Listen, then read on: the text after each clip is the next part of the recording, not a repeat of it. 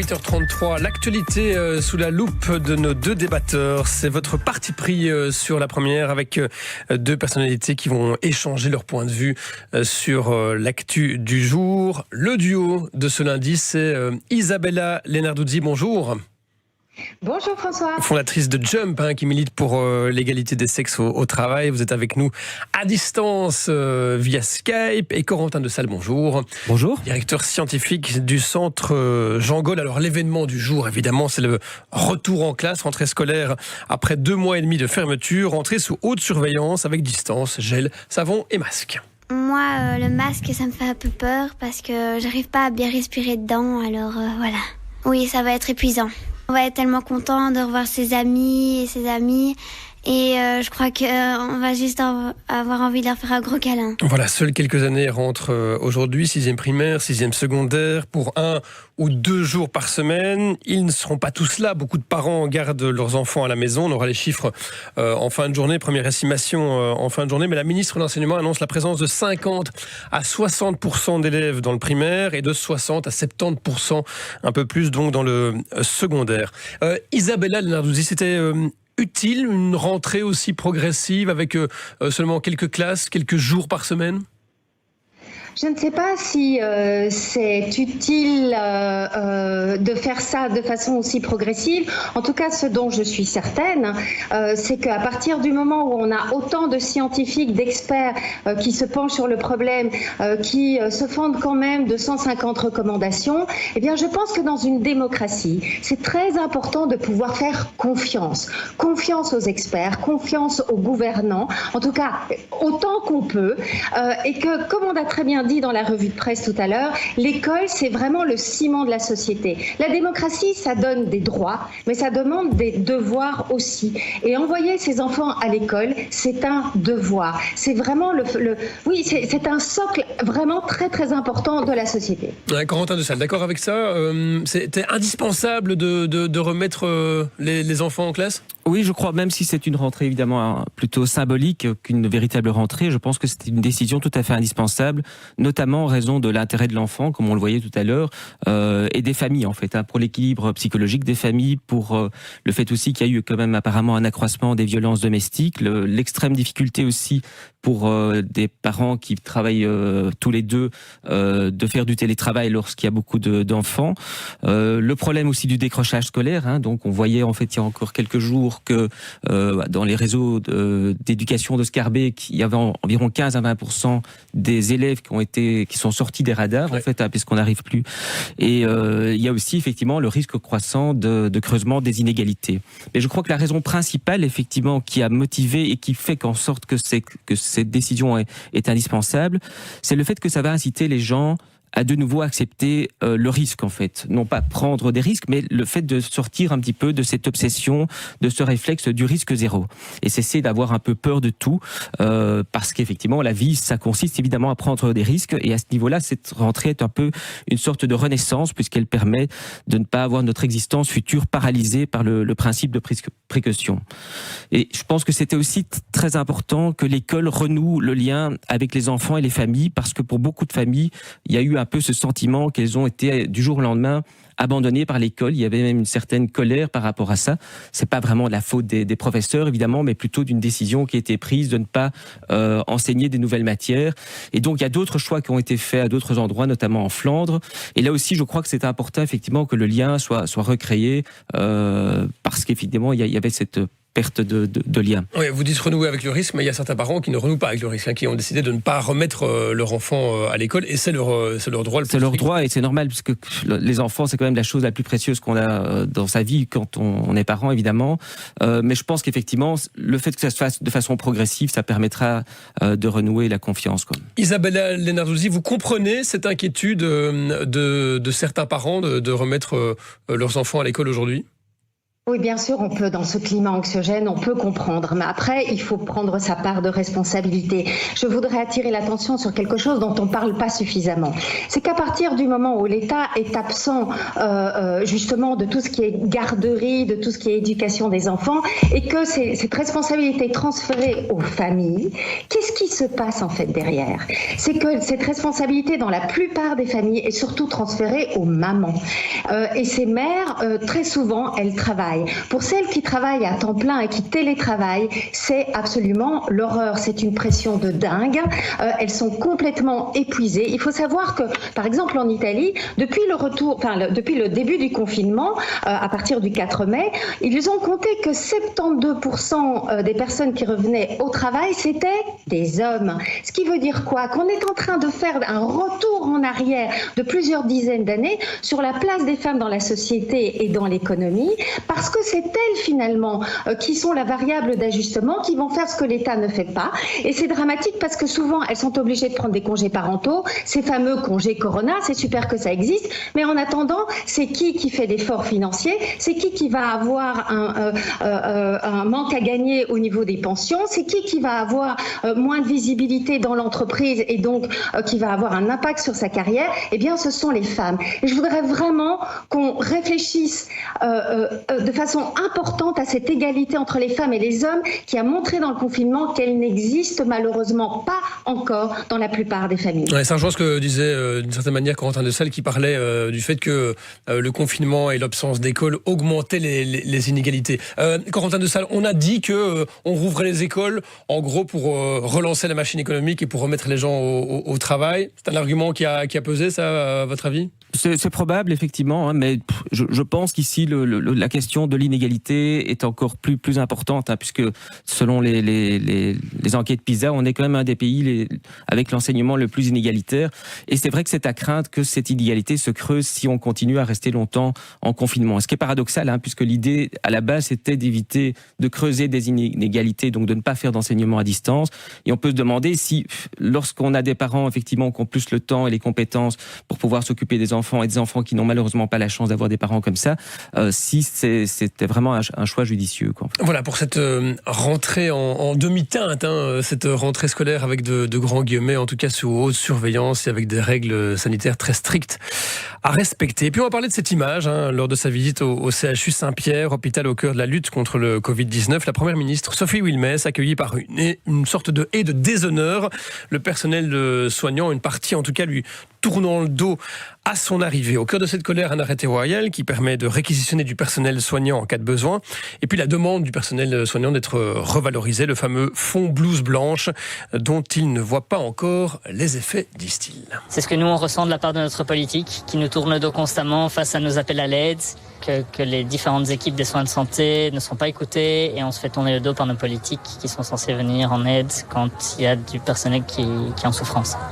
Corentin Desalle, est-ce qu'ils ont eu raison de s'en prendre à la Première ministre, ce personnel soignant, ou bien est-ce que vous pensez, comme la ministre fédérale et maire Marie-Christine Marguem, que c'était ridicule, que c'était une réaction d'enfants, je la cite, hein, réaction d'enfants qui n'ont pas eu ce qu'ils voulaient ?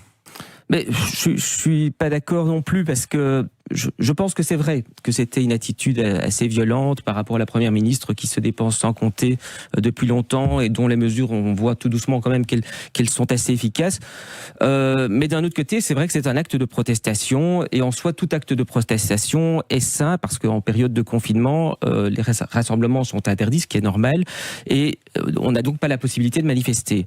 Et donc moi, en tant que démocrate et libéral, je trouve sain effectivement qu'on puisse prendre position pacifiquement, même de façon assez forte. Mais sur le fond, est-ce que le gouvernement fédéral a en quelque sorte oublié, laissé de côté le personnel soignant qui se démène depuis des semaines et des semaines ? Non, ça je ne pense pas du tout. Et d'ailleurs, quand vous voyez un petit peu ce qui s'est passé par après, effectivement, on voit qu'évidemment il y avait un dialogue qui était très positif et l'ambiance était paraît-il quand même très très bonne lors de la visite en question, qui était une visite qui était planifiée depuis un petit temps.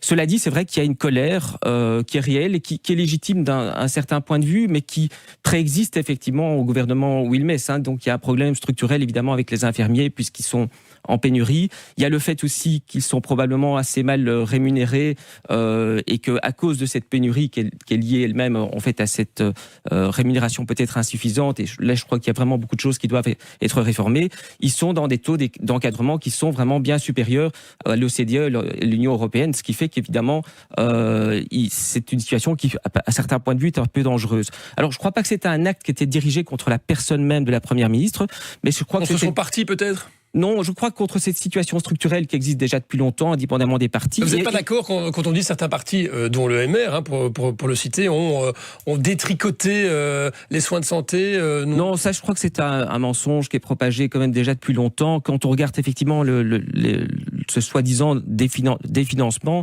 entre 2014 et 2018, les soins de santé ont quand même augmenté de 23 à 26 milliards. Il y a effectivement la norme de croissance qui a été légèrement réduite, mais en soi, effectivement, on n'a pas détricoté, on a simplement effectivement réduit la vitesse d'accroissement. Mais je crois que le nœud du problème, ce qui a mis le feu aux poudres, c'est vraiment l'arrêté de réquisition, qui est arrivé en fait 3 semaines en retard, puisqu'en fait il avait dû être examiné par le Conseil d'État. Et il faut quand même se mettre dans le contexte à l'époque, c'était au moment où il y avait quand même pas mal de personnes âgées qui décédaient dans les homes tous les jours. Il y avait à peine 10% du personnel qui était présent parce que les autres étaient en congé maladie ou étaient dans l'incapacité de s'en occuper. On avait dû réquisitionner des militaires qui n'étaient pas non plus les personnes idéales pour pouvoir soigner les gens. Et donc, c'est quand même un arrêté de réquisition qui a été validé par les 10 partis, pas uniquement par le MR. Alors maintenant, il arrive aujourd'hui, parce qu'il est publié au Moniteur, il ne sert plus à rien d'une certaine façon et il donne l'impression qu'il y a une sorte de méfiance, de réprobation par rapport au personnel infirmier, alors que ce n'était pas du tout évidemment l'intention au départ. Voilà pour le point de vue de Corentin Desailles, Isabella Lenarduzzi, d'accord avec ça. Ils avaient le droit évidemment de montrer leur ras-le-bol, mais sur le fond, dire que le gouvernement fédéral et le MR ont définancé les soins de santé, c'est faux. Oh là là, ça c'est un sacré débat. Je ne pense pas qu'on peut répondre là en 2 minutes. Avec le peu de temps que j'ai, c'est vraiment compliqué. Par contre, je pense que Sophie Wilmès a vraiment extrêmement bien répondu à cette colère. Ils ont la rage au ventre, le personnel soignant. On peut les comprendre. Ils ont eu peur. Ils se sont sentis abandonnés. Ils ont été bien longtemps abandonnés. Donc je pense qu'il y a vraiment des choses à revoir. Il faudrait quand même dire que Sophie Wilmès, elle a une équipe et elle a voulu compter sur son équipe, et son équipe, pour bien nombre d'entre eux et d'entre elles, ont été défaillants. Et puis, il faut quand même bien lui reconnaître 2 choses. C'est qu'en temps de crise, elle a réussi 2 trucs absolument incroyables que personne n'aurait imaginé avant. C'était avoir un gouvernement de plein exercice et reprendre le leadership au niveau fédéral alors que la NVA est en Flandre. Déjà, rien que pour ça, c'est génial. Mais ce qu'il faut faire, c'est il faut vraiment voir ce qui s'est passé avec les consignes de l'OMS. Il faut vérifier la gouvernance de l'OMS. Je pense qu'il y a beaucoup de choses à dire là. Et nous, on a fait, comme on a suivi aveuglément, alors que Taïwan, par exemple, qui est non membre de l'OMS, parce que la Chine ne les veut pas en tant que membre, a intercepté un message entre des médecins chinois en décembre, a averti l'OMS que la Chine manquait, que ce qui allait se passer était vraiment gravissime. Et l'OMS a complètement a hésité, a fait complètement l'autruche. Il faudrait vraiment se demander pourquoi, et il faudrait absolument demander des comptes. C'est un autre débat, effectivement, Isabella Lenarduzzi. Juste une précision, quand vous dites que Sophie Wilmès a une équipe et que certains membres de cette équipe ont été défaillants, vous visez qui il y en a plus qu'une en fait. Ben vous visez principalement qui? Maggie de Bloch, la ministre de la Santé? Bien sûr, Maggie de Bloch, on l'a dit encore tout à l'heure précédemment dans l'émission, elle a vraiment perdu toute sa crédibilité, donc c'est un véritable problème. Bon, on va terminer avec votre pensée du jour, Corentin Desailles. Moi, ce matin, j'ai pensé à Helga Gudmundsdottir. En fait, c'est une vieille dame de 103 ans qui vit dans un petit village en Islande. Elle était très malade ces derniers jours à cause du coronavirus et son médecin pensait qu'elle allait décéder, mais elle vient d'en guérir.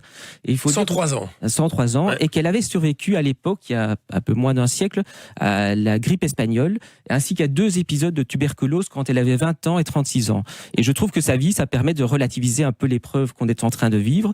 Ça permet aussi de comprendre que l'existence l'existence de nos ancêtres a déjà été maintes fois bouleversée par le passé. Il n'y a pas nécessairement eu un effondrement de la société. Et enfin, ça permet aussi de dire qu'à tous ceux qui pensent qu'il y aura vraiment un avant, un après après l'épidémie, dans l'épidémie, c'est que c'est vrai, mais que d'une certaine façon, l'histoire humaine n'est rien d'autre qu'une succession d'avant et d'après. Voilà, et pour vous, Isabella Lenarduzzi, quelle a été votre première pensée ce matin au lever du jour? Eh bien, c'est un mot que vous ne connaissez probablement pas qui s'appelle l'égaconditionnalité. Alors, c'est quoi? C'est la traduction en français du gender mainstreaming, c'est-à-dire l'intégration de la dimension de l'égalité entre les femmes et les hommes dans toutes les politiques publiques. Il y a quelques semaines, avec d'autres associations en France, parce que Jump est également présent en France, on a fait un appel aux gouvernants pour que, par exemple, les mesures économiques pour les entrepreneurs prennent en compte aussi la spécificité des entrepreneuses avec des mesures qui sont vraiment ciblées par rapport au secteur dans lesquels elles investissent pour la plupart, par rapport à leur sous-capitalisation. Et là, Marlène Schiappa vient de faire une recommandation dans lesquelles manifestement on a été entendu. Elle a fait des recommandations à l'Élysée. Du côté belge, par contre, il y a un vrai problème. On ne mesure pas l'impact. En tout cas, je n'ai vu aucun chiffre de mesure de l'impact différencié entre les femmes et les hommes de cette crise sanitaire et puis ensuite de la crise économique. Et attention, parce que ce qui ne se mesure pas n'existe pas. Et la conférence interministérielle pour les droits des femmes a beaucoup parlé de violence et c'est formidable et de droit à l'avortement pendant ce confinement. C'était essentiel. Maintenant, il faut passer aux mesures d'après. Il faut que les femmes absolument gardent leur place dans l'économie parce que sinon, ce monde d'après, il va refléter furieusement en pire le monde d'avant. Ouais, et rappelez-nous ce mot alors, vite fait, Isabella Lenarduzzi. Alors attention, comme égalité, conditionnalité. Donc l'intégration de cette dimension d'égalité dans toutes les mesures politiques. Très bien, conditionnalité, on s'en souviendra. Yes. Merci à vous. Bravo. Merci à vous, Corentin Dessal, d'avoir participé à ce parti pris en ce lundi matin. Vous écoutez Matin Première, il est 8h49.